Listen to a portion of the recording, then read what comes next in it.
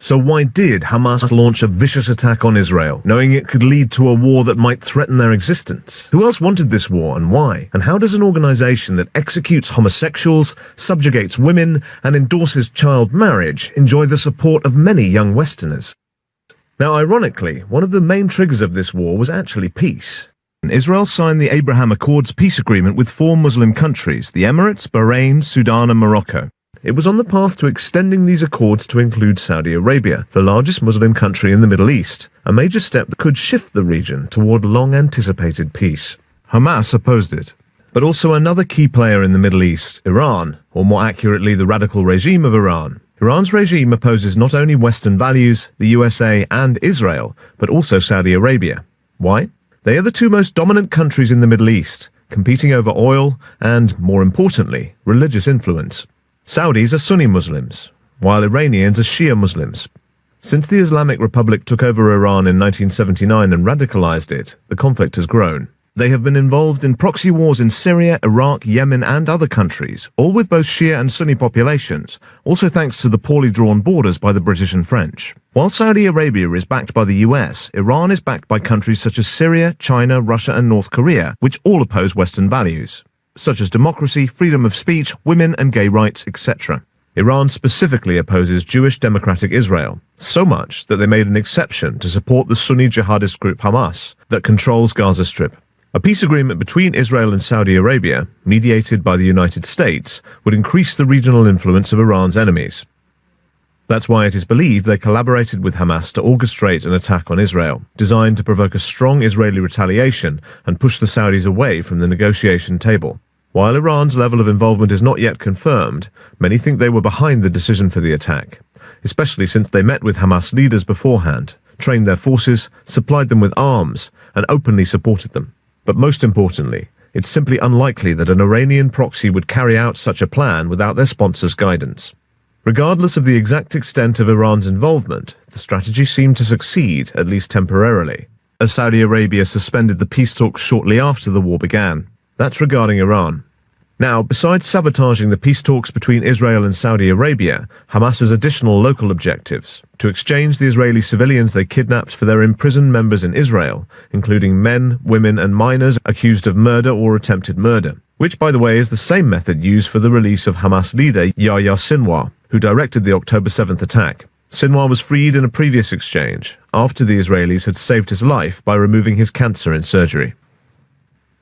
And of course, Hamas's long-standing objective of eliminating Israel, as for them free Palestine means the entire land, from the Jordan River to the Mediterranean Sea, including Israel in the middle, backed also by their official charter that calls for the elimination of all the Jews around the world. As jihadists, Hamas rejects peace with Israel and have consistently opposed the 2-state solution proposed by Israel, including in 2000 and 2008. Hamas members are willing to die for their cause, which is great for Iran, that they could always sacrifice their pawn and deny they had anything to do with it if things go south. By the way, the term Palestine usually refers to the Gaza Strip and the West Bank. Hamas seized control of the Gaza Strip after Israel's withdrawal in 2005.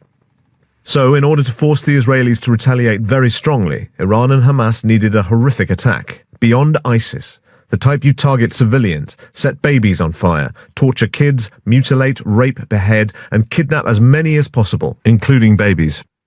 These practices are not standard terrorist attacks. They're extreme ones, requiring a different level of detachment from humanity. Therefore, besides training their men, they also secretly preach them extreme religious doctrines to motivate such acts, similar to what ISIS did. However, this was done in secret mosques, knowing that Israel monitors their regular ones. But simply carrying out these acts wasn't enough. They also needed the Israelis to know what happened, so they recorded what they did using body cameras and the victims' phones, and uploaded them even to the victims' social media accounts. The goal was to shock Israel with images it hadn't seen since the Holocaust, provoking a strong retaliation. Now, Hamas knows it can't defeat Israel militarily in a standard confrontation, so they'll quickly hide in an underground city located strategically under civilian population, schools and hospitals, using them as human shields. When Israel's retaliation would unavoidably kill Palestinian civilians that won't evacuate, like in any war ever fought, Iran-supporting countries, together with some Western groups, would call for a ceasefire. If Israel stops, it undermines its ability to defend itself, and Hamas survives to do that again. If Israel continues, it would increase Israel's isolation, push the Saudis further away, and also risks the already existing peace accords. And while Hamas could end up being defeated in one of these scenarios, Iran would not. And while Hamas is in hiding, Iran has its own role, helping sway Western public opinion against Israel by using its local contacts to fuel anti-Israel protests. Given the global Muslim population of 1.9 billion, it's easier to find such contacts, with a ratio of 118 Muslims for each Jew. Iran would also activate its Shia proxies, Hezbollah in Lebanon and the Houthis in Yemen, to attack Israel. However, Iran is unlikely to directly engage with Israel, particularly if the US would send its navy to protect it.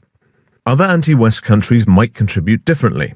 For example, while not officially confirmed, it is believed by many that China manipulates the exposure algorithm of the Chinese-owned TikTok to influence young people in the US and Europe, especially the progressive left, to support what they perceive as an anti-West stance. So to sum things up, that's how Iran's radical regime and Hamas successfully executed their plan to pause the ongoing peace talks between Israel and westernizing Saudi Arabia, by executing a vicious massacre, triggering a retaliatory war in Gaza that would unavoidably see many Palestinian casualties, shifting public opinion against Israel, led by local supporting Muslims and the progressive left that allegedly stand with Gaza, but never in it, placing Israel in an unwanted war and forcing the Saudis off the peace negotiation table mediated by the US. So that radical Iranian Shia Islamic regime that couldn't care less about Sunni Palestinians in Gaza, backed by countries such as Syria, Russia and North Korea, will stay a dominant Middle Eastern force and could spread more non-democratic anti-Western values.